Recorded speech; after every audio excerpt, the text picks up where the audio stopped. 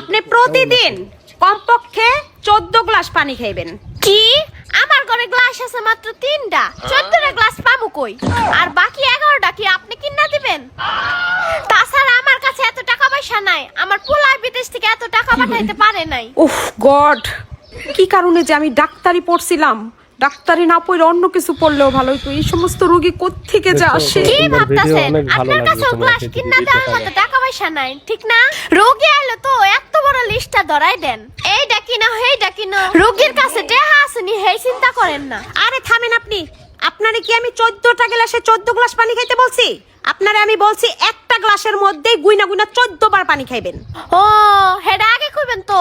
আচ্ছা হইলো, এখন কোন ভিজিট কয়টা দিমু? ভিজিট 500 টাকা।